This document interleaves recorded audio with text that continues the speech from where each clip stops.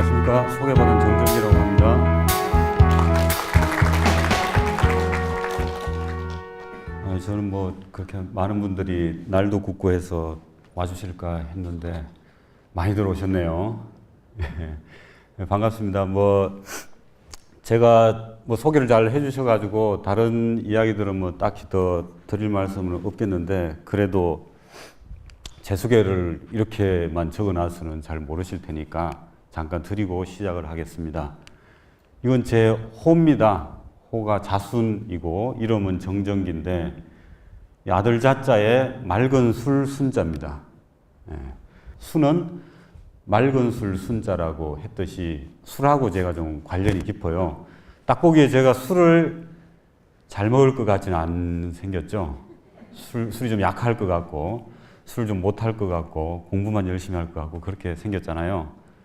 예, 맞습니다. 예, 맞고요. 근데 제가 가지고 있는 재주 중에서 술을 잘 빚는 재주가 있어서, 제 술을 이제 드신 선생님께서 자네는 순이라는 이름이 딱 맞다. 그래서 자순이라는 이름을 이제 갖게 됐습니다. 임원경제지라는 책을, 한꺼번에 두 개가 막 넘어가네요. 임원경제지라는 책을 만나게 됐는데, 그래서 이 책을 번역하다 보니까 임원경제연구소도 이제 설립을 하게 되고 하는 겁니다. 그럼 임원경제지라는 책이 어떤 책이냐? 한마디로 이야기하자면, 조선의 브리테니카, 조선을 대표할 수 있는 실용생활백과사전.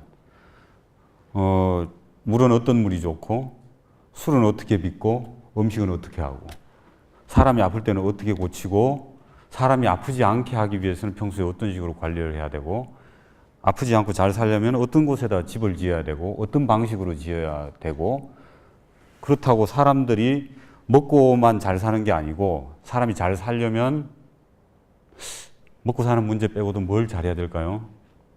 광주하면 떠오르는 예술적인 어떤 생활, 예술적인 감각, 이런 것들을 충분히 키워줘야 되겠죠. 사람이 밥만 먹고 살 수 없으니까 꽃도 키워서 보고, 그림도 그리고, 음악도 연주하고, 그러면서 사람이 건강을 유지하면서 살 수 있다라는 그런 전체적인 내용을 다룬 게 임원경제지라고 생각을 하시면 됩니다. 여기 전시도 하고 있으니까 혹시 못 보신 분들은 이제 보시면 되겠습니다.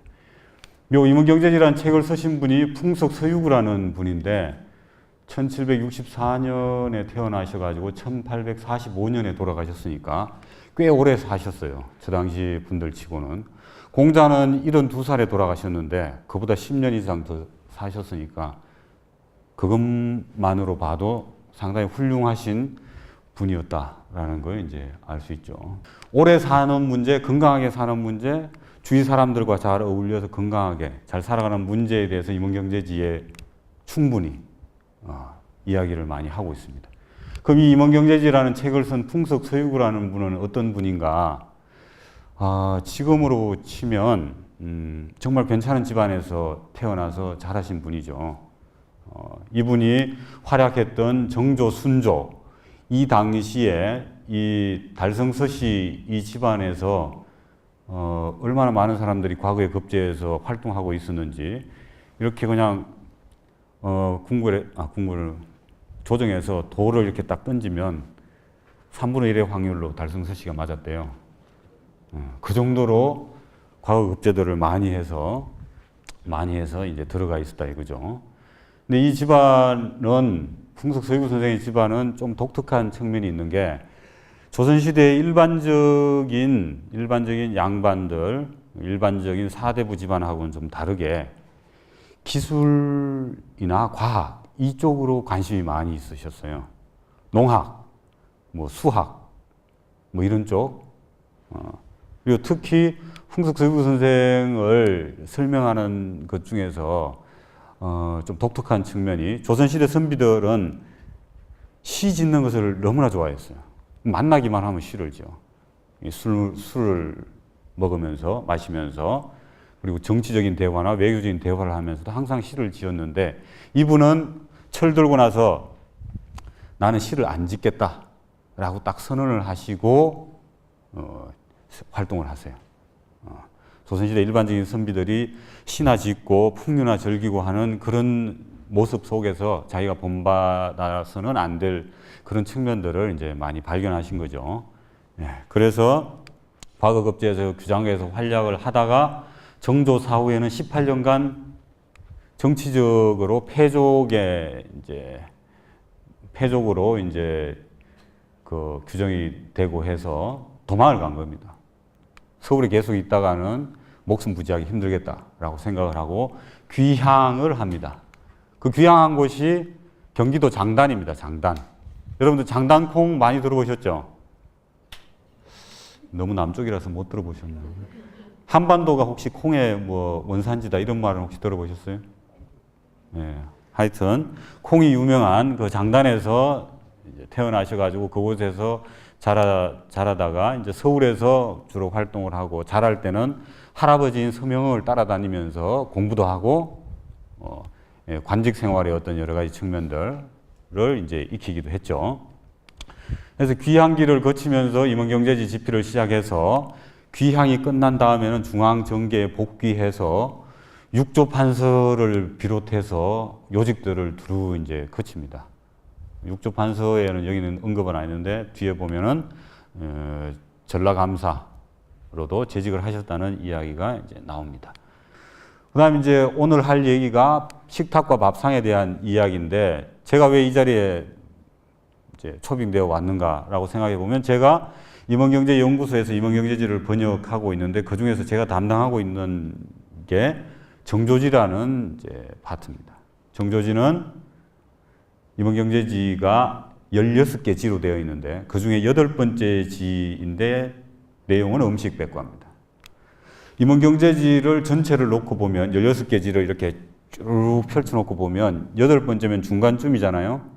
1번부터 7번까지는 대체로 음식 재료를 어떻게 우리가 마련할 것인가 하는 내용이고 8지가 이제 정조지라고 해서 음식백과고 9지부터 16지까지는 이제 먹고 사는 문제는 해결됐으니까 병 나면 어떻게 할지, 뭐 집을 어떻게 지을지, 아니면 우리가 취미생활이나 이웃들과의 관계를 어떻게 맺어 나갈지, 뭐 그런 내용, 일상에 필요한 용품들은 어떻게 마련할지, 뭐 그런 내용들. 그리고 사람이 다 자급자족할 수는 없으니까 장에도 가야 되고, 그죠? 장에 사러도 가야 되지만 팔러도 가야 되고 하니까 시장과 관계되는 내용, 경제생활과 관련된 어떤 원칙들 그런 것들을 이제 다루고 있거든요. 또 광주 왔으니까 임원경제지 내에 광주와 관련된 내용이 뭐 있나 하고 한번 찾아봤습니다. 근데 뭐 그렇게 예규지라는 곳에 보니까 팔도에서 나는 물산 그리고 팔도에 있는 시장에 대해서 이제 이야기를 해놨습니다. 호남의 광주에 가면 쇠와 석회와 감과 대추, 호두, 석류, 밤, 뭐 이런 것들이 쭉 있다라고 이렇게 이야기를 하고 시장으로는 이제 금화경독기라는 책에서 인용해서 이 내용을 이제 다뤘다라고 하는데 금화경독기라는 책은 풍석서유구 선생이 직접 쓴 책이에요. 임원경제지 혹은 임원16지라고 표현하는 이 책은 일반적으로 어떻게 구성을 하냐 하면 어떤 주제가 딱 정해지면 그 주제와 관련되어서 한중일 3국에서 가장 정예로운 정보들을 뽑아요. 뽑아서 그 본인이 생각하기에 우리 실정에 맞다고 하는 내용들을 이제 써넣는 거죠. 각 항목마다. 근데 본인이 쓴 책들이 가장 믿을만 할 거 아닙니까? 예. 뭐 예규지나 뭐 이런 데 보면 금화경독기, 금화라는 곳에서 밭 갈고 독서하면서 해놓은 기록이라고 했습니다. 18년 동안 귀향기에 지은 책으로 이제 알려져 있고 금화라는 곳은 파주 장단, 그 임진강 근처의 지명으로 알려져 있습니다. 그 책에 보면 호남의 광주에 가면 공수장이 있고 4와 9자가 들어가는 날 장이 선다. 4일, 9일, 14일, 19일 이런 식으로 이제 장이 선다. 그죠? 24, 29일 날 그런 내용이죠. 그 그리고 뭐 각 장에서는 어떤 것들이 이제 난다. 뭐 이런 이야기가 있는데, 지마라고 하면은 뭐 참깨가 되고, 뭐 이런 거죠. 옷감 종류도 이제 들어가 있고, 연초하면은 뭐겠습니까? 담배 잎이겠죠. 예, 이런 식으로 이제 언급이 되어 있습니다. 본격적으로 이제 식탁과 밥상으로 들어가기 전에 우리가 식구라는 개념에 대해서 잠깐만 한번 생각을 해보고 들어가면 더 이제 이해가 쉽겠다. 그런 거죠. 식구라는 것은 먹을 식의 입구죠. 우리가 가족이라는 표현도 쓰지만 식구라는 표현을도 많이 쓰는데, 가족은 기본적으로 이제 출산이나 결혼이나 입양을 통해서 형성된 게 이제 가족이라고 하지만, 식구는 뭡니까? 밥을 같이 먹으면 식구잖아요. 그죠? 밥을 이제 같이 먹으면 식구예요. 하루 삼시세끼를 항상 같이 먹을 수는 없지만, 일상적인 식사 공동체를 이제 식구라고 하는 거죠. 그러니까 가족이라는 것보다 식구라는 것이 조금 더 열린 개념이고, 21세기에 조금 더 이제 그 포용력, 포괄성이 있는 그런 개념이라고 볼 수 있습니다. 근데 여기 식구라는 것에 있어서 따로 또 가치라는 이야기를 하는 이유는, 일상적인 생활에서도 가족이라고 하더라도, 같은 식구라고 하더라도 우리가 밥상을 두고 이렇게 모여 앉아 있으면 같은 식구라고 해도 좋아하는 음식이 다 따로 있고 그렇잖아요. 그죠? 그리고 간도 다 다르고, 특히 이제 나이 드신 부모님이나 시부모님을 모시고 있으면 어떻게 돼요? 항상 뭐라고 그러세요? 식사 자리에서 간이 왜 이렇게 싱겁게 덜 됐냐고 그러죠. 그죠? 내가 먹었을 때는 전혀 이상이 없는데, 그죠? 그거부터 시작해서 만약에 무슨 이재마의 네 가지 체질 분류나 아니면 이제 권도원의 8체질 같은 그런 분류로 이제 들어가서 봐도 같은 식구, 가족이라도 체질이 다 다르잖아요. 그 사람들이 몸에 맞는 음식들이 다 다르고, 그걸 좀 더 이제 차원을 좀 높여서 보면 다들 성격이 또 같은 가족이라고 해서, 같은 부모님 밑에서 태어났다고 해서 성격이 다 같지도 않고, 술을 같이 따라 먹여봐도 한 놈은 술을 정말 잘하는데 한 놈은 술을 못해요. 한 놈은 친탁을 했고 한 놈은 외탁을 했다고. 뭐 이런 식으로, 그죠? 다 다르잖아요. 근데 그런 다 다른 사람들을 식탁 혹은 밥상 공동체를 꾸려가면서 어떤 식으로 같이 건강을 지켜가면서 살아갈 것인가 하는 문제를 이제 오늘 같이 한번 다뤄보겠다는 그런 내용입니다. 인간은 자율적으로 살고 싶기도 하지만 협동이 없이는 건강하게 살아갈 수가 없고, 독립성도 정말 추구하고 싶지만 친밀성이 없이는 또 인간이 살아가기가 힘들죠. 같은 자녀를 키워봐도 어떤 애는 이게 자녀라고 치고 이게 나라고 치면, 어떤 애는 한 요 정도 다가가면 정말 편하게 느끼는데, 어떤 애는 이 정도 다가가야 편하게 느끼는 애가 있는 반면에, 어떤 애는 한 이 정도 떨어져 있어야 편하게 행복하게 느끼는 애도 있단 말이에요. 직장에 들어가서 직장 생활을 해봐도 사람마다 다 이제 다르죠. 근데 우리가 또 사회를 이루고 살기 때문에 그 다름을 완전히 다 인정해 가면서 그걸 다 챙겨가면서 살긴 또 힘드니까 어느 정도 선에서 그걸 또 타협을 해가면서 살 필요가 있기 때문에, 이런 독립성과 친밀성의 어떤 긴장관계, 개인과 가족의 긴장관계, 이런 것들을 항상 인지하면서 살아야 되고, 식탁에서도 예를 지키면서 식사를 해야 되겠지만 정말 식사 자리는 정말 즐거운 자리이기 때문에 또 그 자리에서 예만 또 강조할 수도 없는 거거든요. 그런 관계들을 이제 생각을 하면서 우리가 밥상과 식탁 문제로 넘어갈 수 있겠다라는 거죠. 자, 드디어 이제 공자의 식탁과 풍석의 밥상 중에서 공자의 식탁으로 이제 넘어올 수 있게 됐습니다. 여기까지 넘어오는데 35분이나 걸렸습니다. 예. 고생 많이 하셨습니다. 예. 자, 보시면 공자라는 분이 72세까지 이제 사셨는데 이분이 72세까지 살면서 본인이 어떻게 살아왔는지를 한번 되돌아보면서 자기 인생을 정리를 해봤어요. 그리고 인생을 살면서 사람들은 보통 어떤 식으로 삶을 영위하고 그 삶을 영위하면서 어떤 측면에서 잘못될 가능성이 있고 어떻게 조심해야 되는가 하는 이야기를 이제 하고 있습니다. 요건 지극히 좀 개인적인 경험에서 나온 이야기라고 하면 이거는 개인적인 경험도 경험이지만 일반화시켜서 이야기할 수 있는 그런 내용들을 이제 뽑아 본 거예요.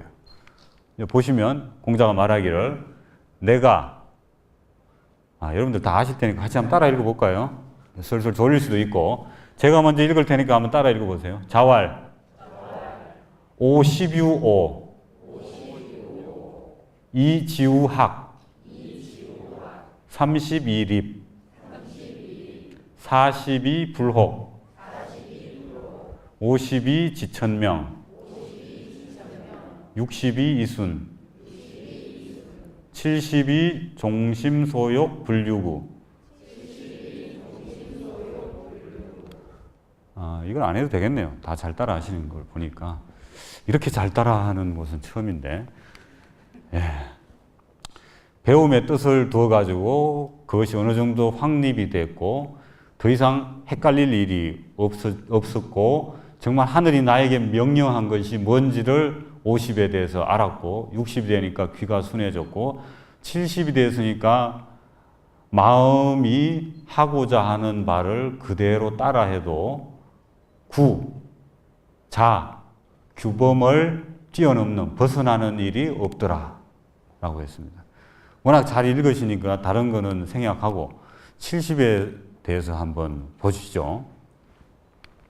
요 구자 잘하는 뜻이고 규범이라는 뜻입니다. 요 밑에다가 나무 목자를 쓰면은 그대로 구자예요.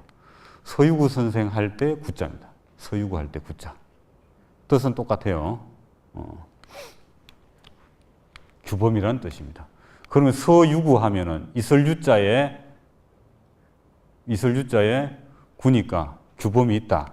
아주 칼 같다. 아주 원리 원칙을 지키려고 한다.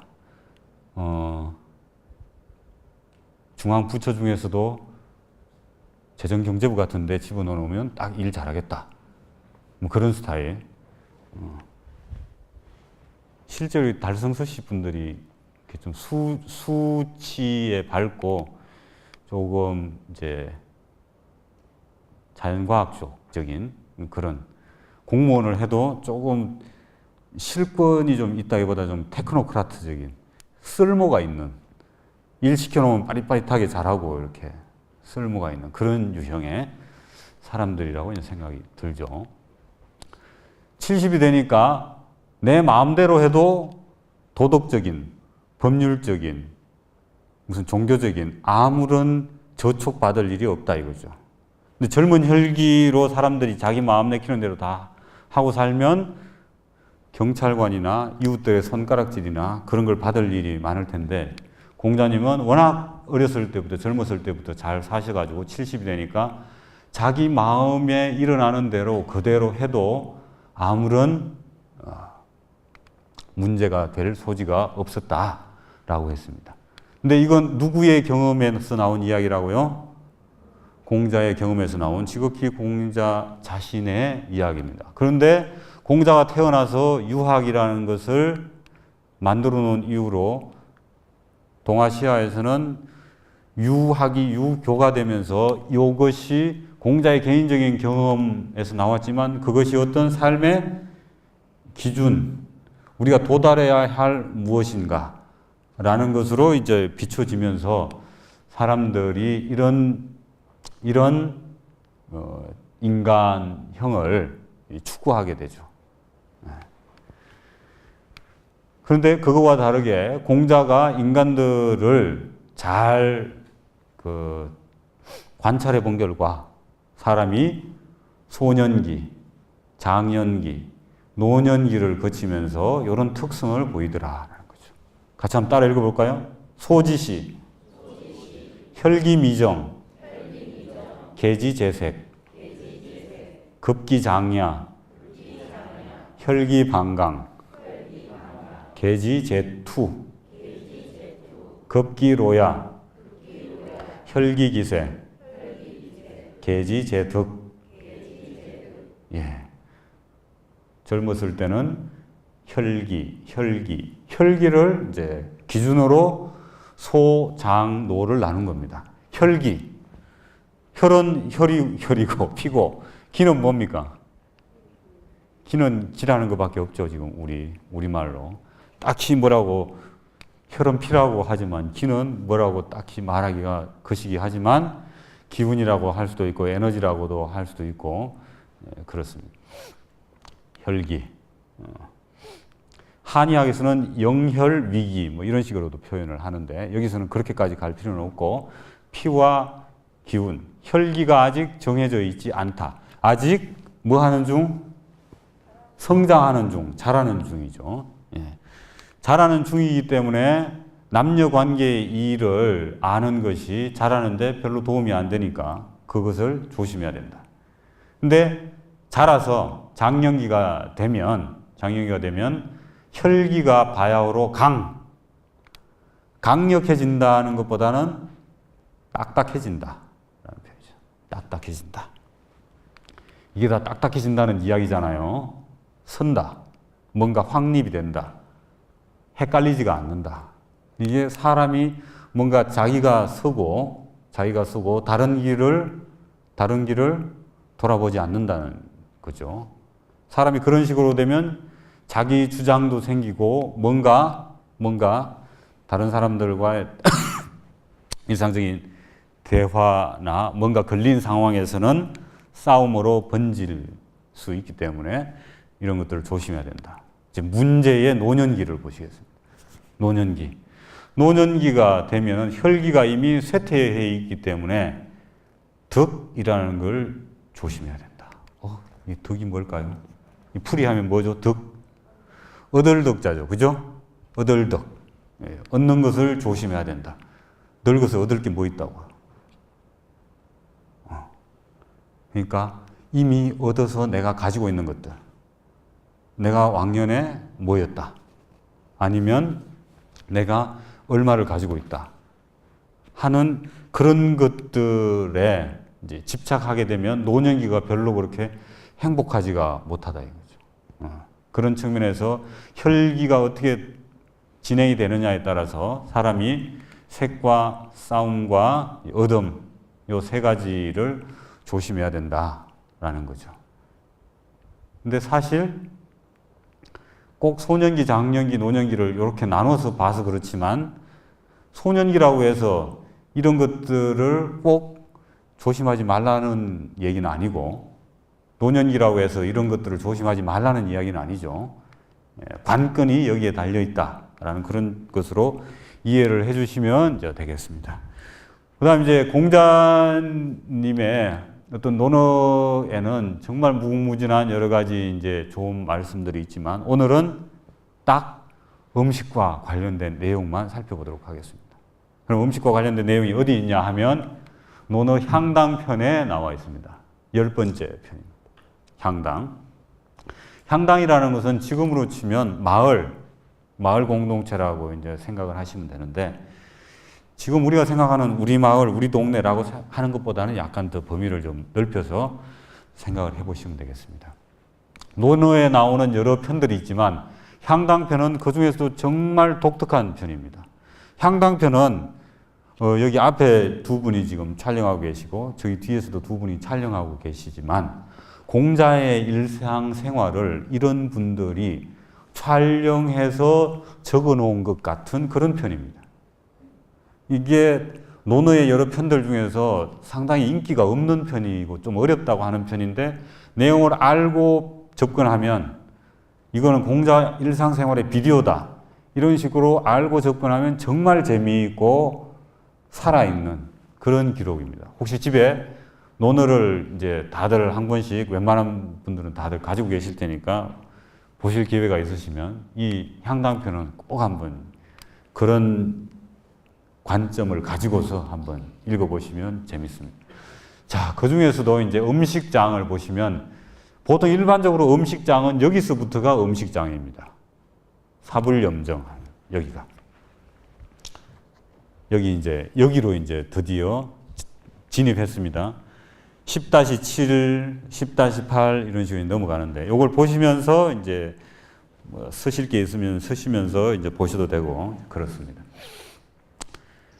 이건 정식으로는 여기서부터 음식장이지만, 여기에도 음식과 관련 내용이 나오기 때문에 같이 들어가 있는 겁니다. 자, 한번 따라 읽어보겠습니다. 향당 제10 음식장 제 필유명의 포 제필변식 거필천좌. 예, 보겠습니다.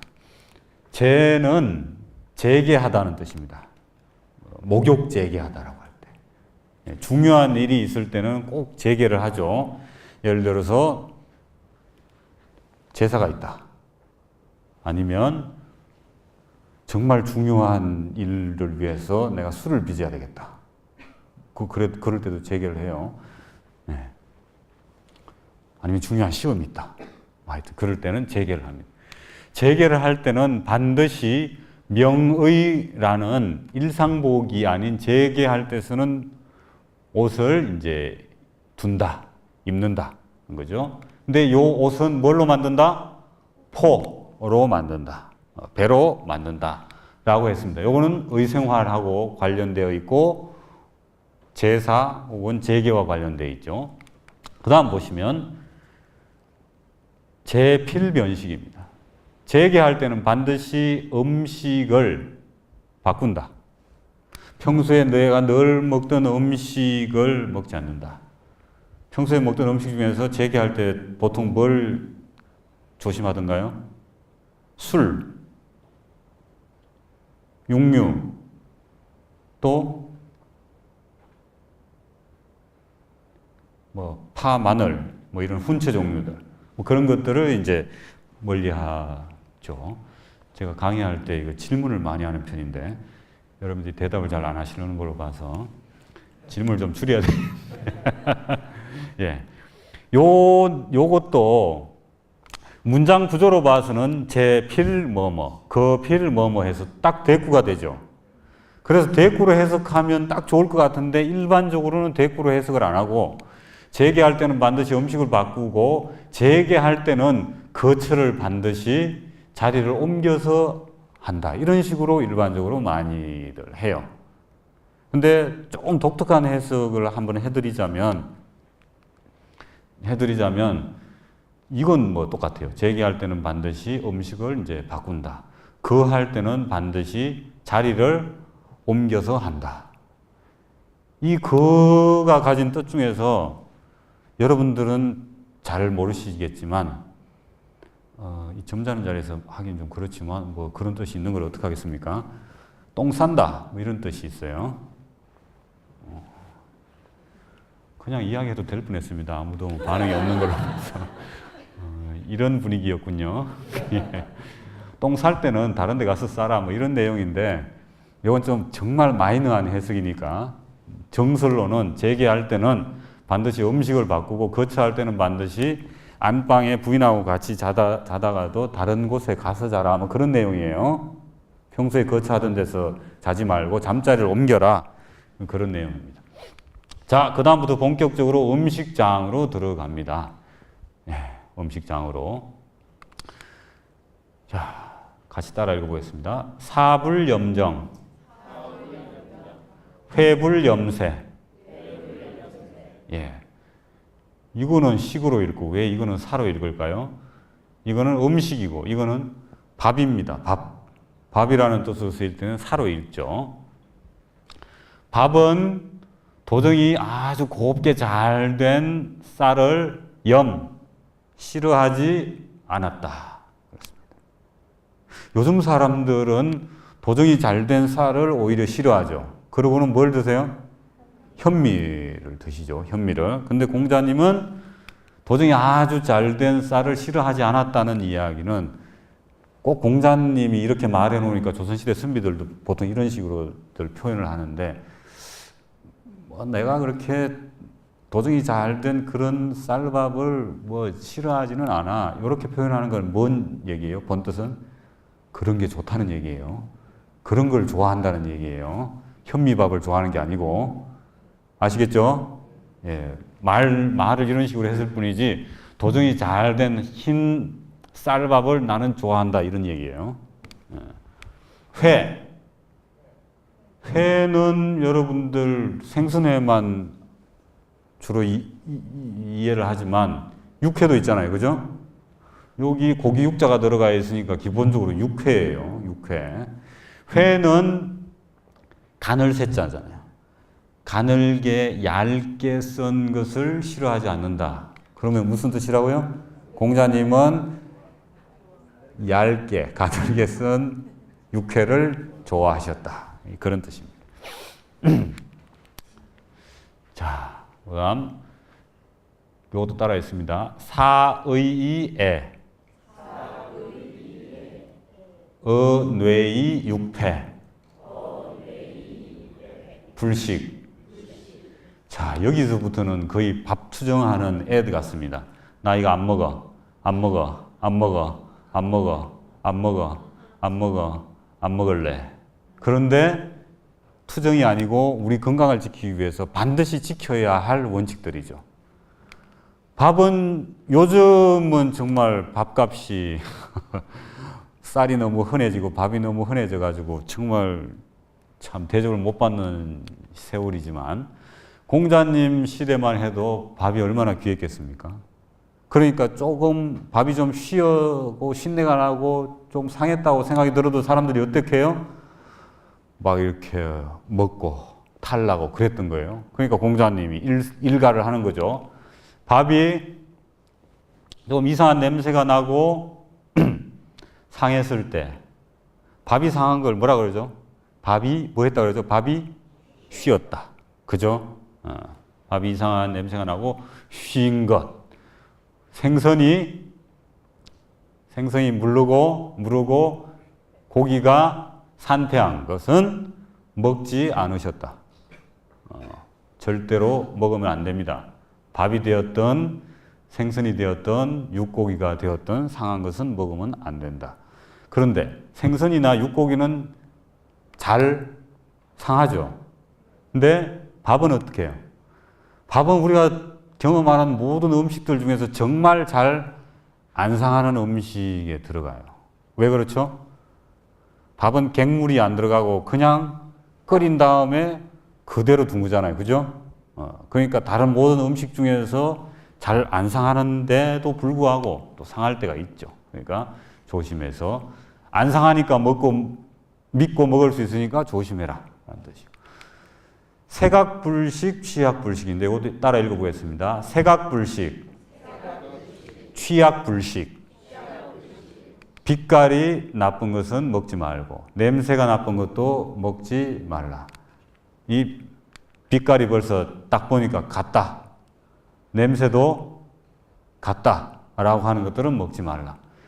그 다음 따라 읽어보겠습니다. 실인불식, 불시불식. 예, 요거는 좀 복잡한데 이를 실자에 이걸 임자입니다. 실임이라는 건 뭐예요? 덜 익었다는 거죠. 그죠? 덜 익은 건 먹지 말라. 덜 익은 건 두 종류가 있습니다. 크게.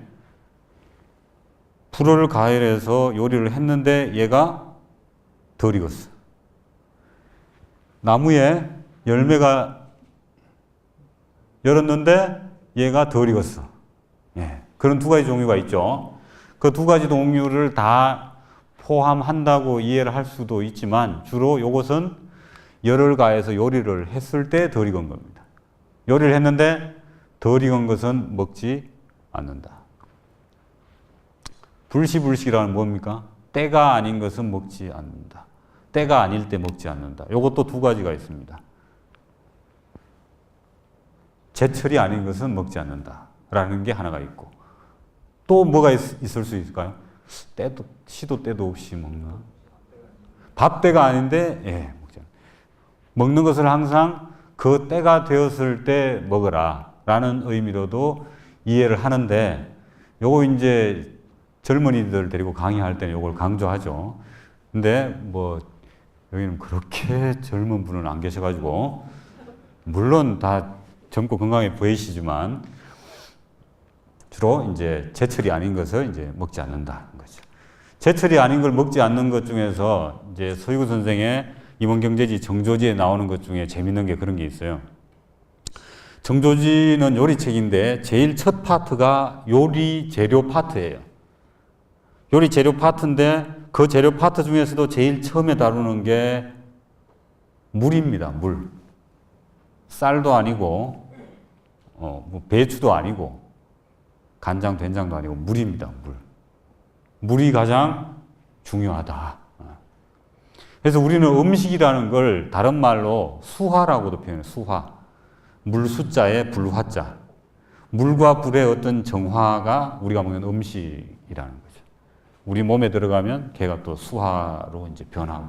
하여튼 제철이 아닌 걸 이제 먹지 말라라는 건데, 재밌는 이야기는 그 물 얘기를 하다가 나중에 보면 얼음 얘기도 나와요. 얼음. 그러면서 하시는 말이 요즘 여름에 얼음들을 그렇게 뽀사가지고 많이들 먹는데, 그렇게 많이 먹으면 건강에 해롭느니라 라고 이야기를 했어요. 서유구 선생이.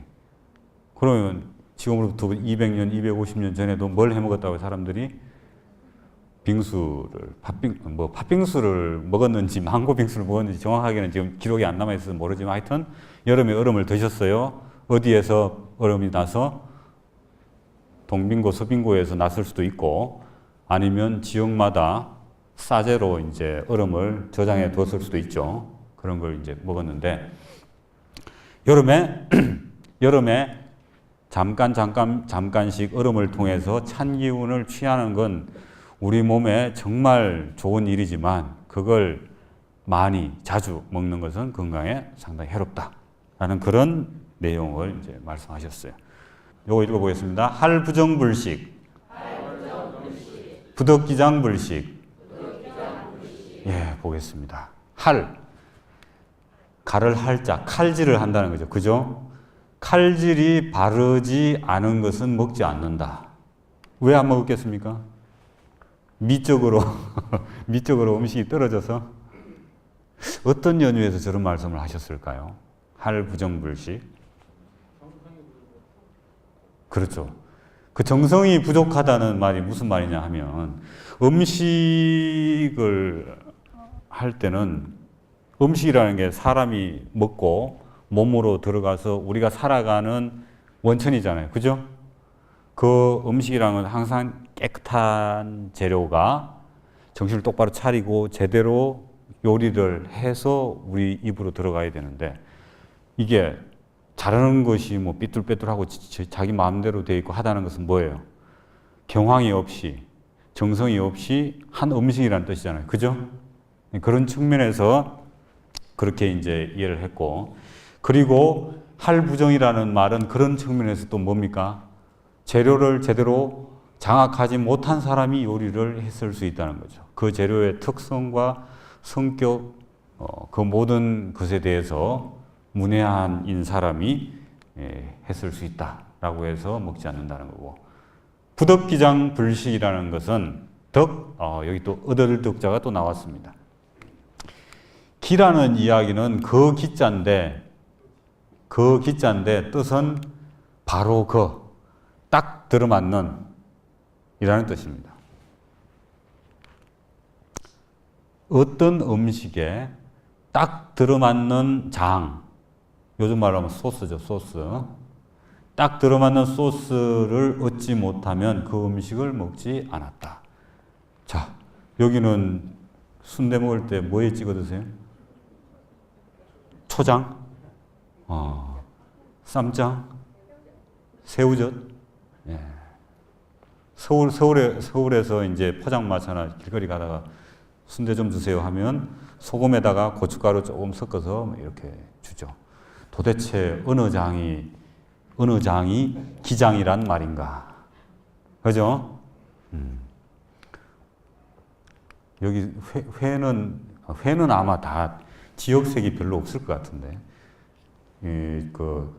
간장 좋아하시는 분이 있고, 초고추장 좋아하시는 분이 있고, 와사비가 꼭 있어야 되는 분도 있고, 된장, 쌈장 이런 데 드셔야 되는 분도 있고, 그 다음 또 뭐가 있나요? 회 먹을 때? 또 뭐, 나는 그거 말고 다른 걸 먹어야 된다.